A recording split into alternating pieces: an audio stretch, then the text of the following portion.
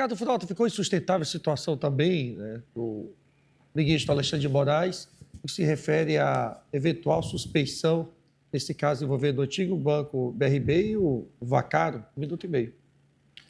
É o que a gente já vem falando, né? A gente fala reiteradamente, a atuação do ministro Alexandre de Moraes não é de agora. Outros casos, outros processos, instaurar inquérito policial, que não é atribuição do STF, uma série de atrocidades, atropelando princípios basilares da Constituição Federal, fazendo coisas que a gente intitula como aberração jurídica. Então, assim, sinceramente, a metade, eu estou sendo generoso, metade dos ministros tem que sofrer impeachment. Porque todos eles ali, a grande maioria, tem envolvimento, tem relação com grandes empresas. Pegar voo, jantarzinho, isso não é. A envergadura do cargo, ela requer uma postura completamente diferenciada. Você tem que se resguardar, você não pode ter envolvimento com políticos, você não pode frequentar a casa de grandes empresários, porque coloca em xeque as próprias decisões. Um caso de uma empresa dessa chega lá, poxa, é meu amigo, ele frequenta a minha casa, a gente vai fumar charuto junto, tomar vinho de 50 mil reais, ostentando. Aí, de que forma você acha que um ministro vai julgar um processo de uma empresa dessa? Então, não há transparência. Essa corte, infelizmente, a Suprema Corte do Brasil, ela está maculada, ela está manchada por conta de todos esses esquemas, todas essas falcatruas, todos esses envolvimentos. Foram deflagrados agora. Foi desnudado agora. Mas você acha que isso está acontecendo de agora? Isso já vem acontecendo há muito tempo. Zezinho Santos, o advogado, afirma que o Alexandre de Moraes teria se reunido com o Daniel Vacaro e o presidente do BRB. Até onde isso é verídico ou falacioso? Eu acabei já falando sobre isso, né? Isso, na verdade, é o que o site Metrópolis apurou e ele não desmentiu. Se ele não desmentiu, aconteceu. Foi lá, mas ele recebia a bagatela do escritório da mulher, que só teve uma ação. E a ação foi alguém que disse, olha, o Banco Master vai quebrar. O Banco Master vai quebrar. E eles processaram. Foi a única ação, Ricardo. E ainda perderam, Ricardo. O cara, o Banco Master pagava 150%. 150%, Ricardo. Qual é a operação que ia dar? Ia quebrar. Aí foi a única atuação que a mulher do ministro... Era proteção. Na verdade, comprava, viu que os ministros... Tanto é que ele está de tornozeleira em casa, tomando os vinhos dele, o bocário. E Alexandre de Moraes foi lá na casa dele. Não pega bem para o ministro do STF. Entendeu? Não pega bem. E outra coisa, o Cláudio Dantas, é um grande jornalista, ele está falando, o código de conduta que o ministro Fachin, o Fraquim, que ele é conhecido no Supremo como Fraquim, entendeu? Fraquim, ele é Fraquim, não é Fachin, não. Ele quer botar um código de conduta agora, a OAB de São Paulo, todo mundo querendo ajeitar a vida do STF. Não, tem que trazer, tem que desnudar, porque o que eles fizeram aí, o que aconteceu, viram aquela balela, olha, nós salvamos a democracia, por isso que os bolsonaristas não gostam da gente, tem ódio da gente, vai para as mídias. E agora? Chegou deles. E agora? Explica. O que é que aconteceu, Arnaldo Buiu? Eu fico imaginando se o Edson Fachin for fraquinho, imagina se ele fosse forte, né? Sendo fraco, chegou à presidência do STF. E aí, Buiu, qual é a tua percepção? Tu acha que o Alexandre de Moraes tem que se julgar suspeito ou tão somente o Dias Toffoli? A minha percepção é o seguinte, é que aonde que o Alexandre de Moraes entra nisso? É uma pergunta que eu faço. Primeiro que essa matéria... Samuel. Pode falar, não lhe atrapalhando, não. Primeiro que advogado pode trabalhar para quem ele quiser. Segundo, o foro de prerrogativa do hipotético processo que há de vir contra o Banco Master só se está dando porque existe envolvimento de gente graúda e que tem foro de prerrogativa, que é Alcolumbre, que é Ciro Nogueira, que é o cara lá do União Brasil, como que é o nome dele? Rueda. Não, é Rueda. Deputados, que é o Zezinho falou, lá o do PT, Jacques Wagner. Os três poderes. Jacques Wagner, Os senador. três poderes, Buiu. Pois é. Os três poderes. Inclusive, Mulher... o papai está no colinho. Dá licença. Mulher de ministro não tem foro de prerrogativa. Então, uma coisa que seria para ser resolvida no direito civil, aqui embaixo, direito civil, ele rapidinho pulou para o criminal. Então, foi uma pataquada desgraçada que o Toffoli fez, certo? Que a porcaria estava lá, porque eu não quero falar merda, e ele pegou ela e botou no colo dele. Porque se deixa esse trem na primeira instância, como eles agora querem devolver, mas o cheiro já recendeu todinho para a imprensa, eles não vão dar sossego, não. Olha, Samuel, eu só queria 30 segundos. Eu estava vendo ali, Alessandro Vieira, que a gente tem que trazer essa matéria com muita coragem, senador lá de Sergipe. Ele falou uma coisa que é verdade, chegou nos três poderes. Acabou, chegou, tem bandido em todo canto. Então tá bom, caiu lá no colinho do papai. Cara, tem bandido. Então, o que não quer dizer, o que o Lula tem a ver com isso, Zezinho? Você quer acusar o Lula? Se chegou nos três poderes, não chegou em Lula. Não, nele não. Pode ser chegado mesmo. Quer dizer que o cara vai lá, ora, o cara vai. Meu Deus do céu. Um funcionário público corrupto, né? Faz a pataca. A culpa é do prefeito? É do governador? É do presidente? Para de balela. Não, para de balela o quê, rapaz? Não vem com esse papo, não. O que nós estamos vendo hoje, nós estamos vendo hoje, aquilo que vocês, o discurso de vocês têm que mudar esse discurso.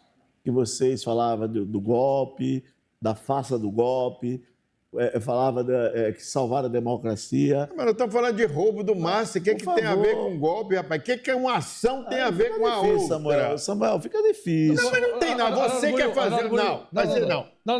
Mas ele quer fazer uma correlação desonesta. Então tu pede o tempo extra. Deixa ele falar. Ontem ele falou que tinha 400 mil pessoas no evento do Nico. É um mentiroso. Mas é a opinião dele. É a opinião. Qual que o microfone do Buiu aí? Pode falar, Zezinho. Vai, 30 segundos. Então, o que a gente está vendo é o seguinte. Chegaram no STF, chegou no ministro, tem que se investigar, tem que trazer a transparência. É preciso reformar o STF, tem que ter uma reforma do judiciário, tem que começar pelo STF. E outra coisa, o ministro Toffoli chegou nele. Não adianta mais agora, não tem como remendar. Todo dia a gente está vendo aí o lamaçal. O STF está no lamaçal. Buiu, é preciso coragem de estar falando como eu estou falando.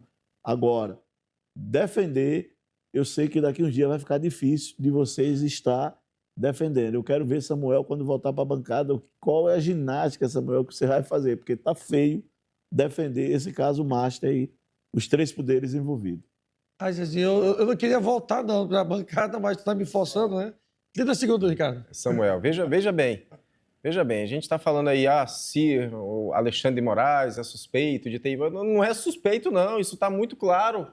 Como que a mulher recebe um contrato, caiu de bandeja no escritório dela, né? Na certa, ela é especialista, é a bambambam do direito.